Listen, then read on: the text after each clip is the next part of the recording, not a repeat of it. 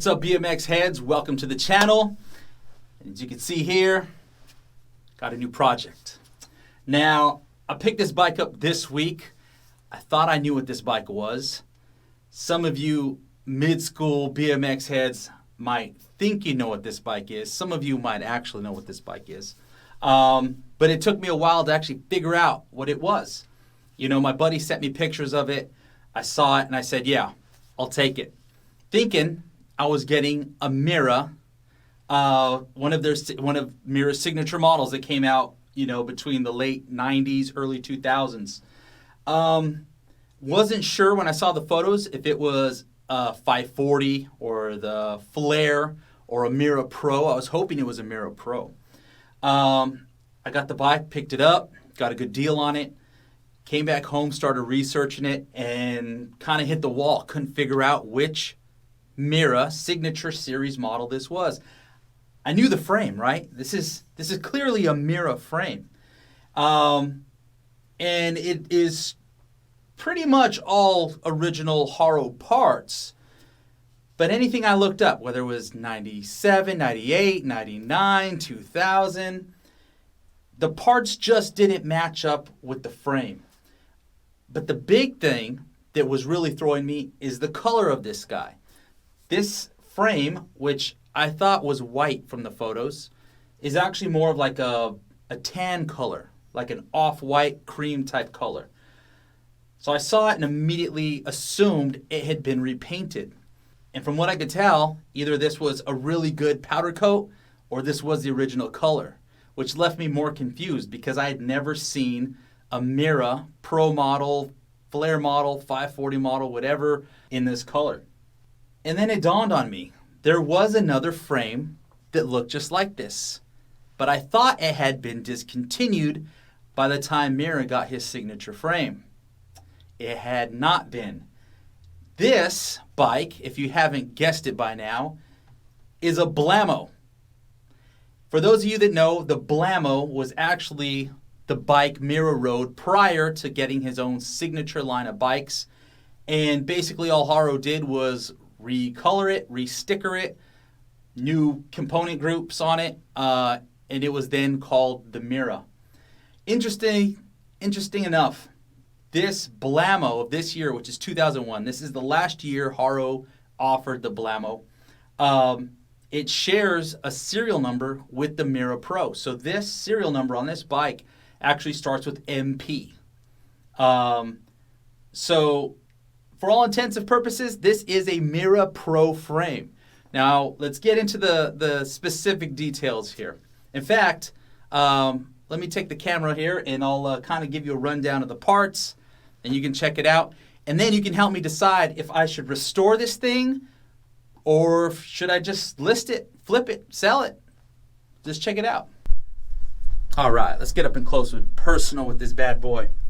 So, unique to the Mirra Pro and the Blammo frames is what they call the mega thick head tube. This head tube, from what I remember, is damn near 1/4 of an inch thick. And this is a chromoly head tube on this bike. It also has the integrated gyro tabs here, 1/8 inch and 1/8 headset, of course. Moving down, it's a 2-inch down tube. Top tube, I think, is like 1 inch and 5/8. It's actually a little bit bigger than 1.5 inches from what I could tell.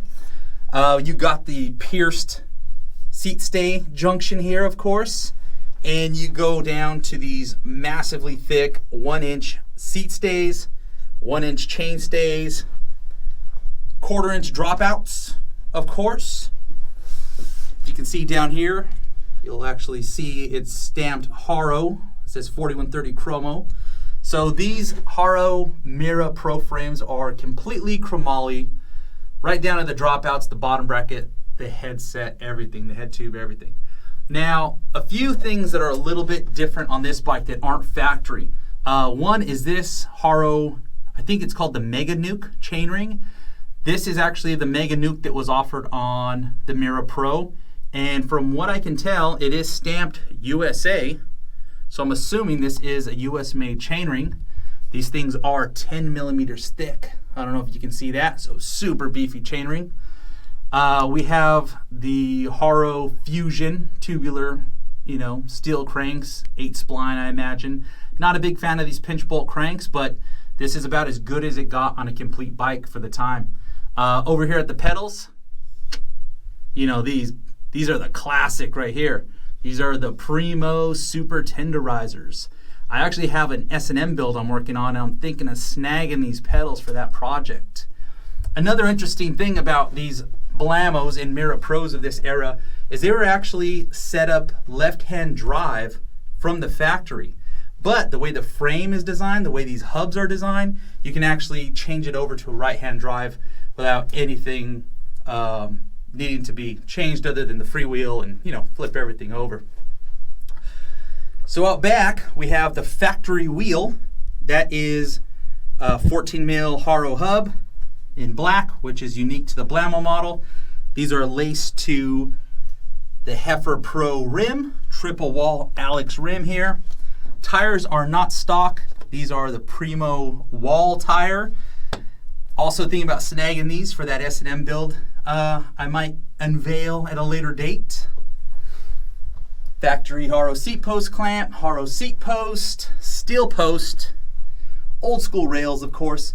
Now this seat, oh, people know this seat all right. And as you can see, this one's just about worthless, right? This is the Mirra Pro Series glitter saddle. If this saddle was intact and in good condition, I could probably get about $100 for that seat. But in the condition it's in, it's got to go in the trash, I'm assuming. Moving up front, you can see whoever owned this bike had upgraded to the Odyssey Gyro GTX detangler there. This is a Haro, what are they called? Mega Block, something like that. FS stem, front load. And this has the Haro Knee Saver Y2K bars. Small bars. These got to be like a 7-inch rise.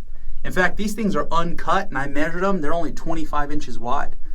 Now, a cool thing is these Odyssey modulevers were actually a factory spec item on these bikes and on the Mirra Pros. So that's some pretty high-end components there for the brakes. These brakes were upgraded by the previous owner. It is running Odyssey Evolvers. It's got those big Odyssey 2x4 pads that match really well with these big, tall, triple wall rims. Now you can move down to the wheel here, and you can see the front wheel is not factory spec. I don't know if anybody recognizes this hub. I didn't. This thing's like a damn Coke can. I thought it was pretty special, and maybe it is, but from what I can tell, it's just called the Fat Hub, and it was made by Bulletproof Components. It's also 14 mil sealed bearing. Got the standard Fusion hubs that were factory. That hub is laced to an Alex Supra E Pro rim.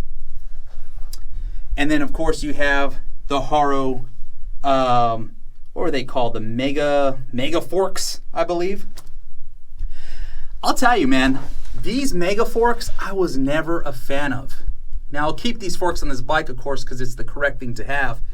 But as you can see, number one, the offset is really tight. In this era, your typical offset was probably around 35 millimeters or something. This is probably closer to like 28, 30 millimeters. So Dave Mirra, or whoever designed these forks or chose to run these forks, definitely was into doing nose tricks. We know Dave Mirra was throwing nose wheelies across the decks of vert ramps and all kinds of stuff. And I'm pretty sure they did this to compensate for the slack head tube angle. Back in the day on these frames, I believe it was running like a 74-degree head tube angle, which is like race bike, trail bikes. So this steeper fork really probably helped Mirra and the riders of those days on the freestyle bikes get up on the nose of the bike. But the big reason I don't like these forks is this.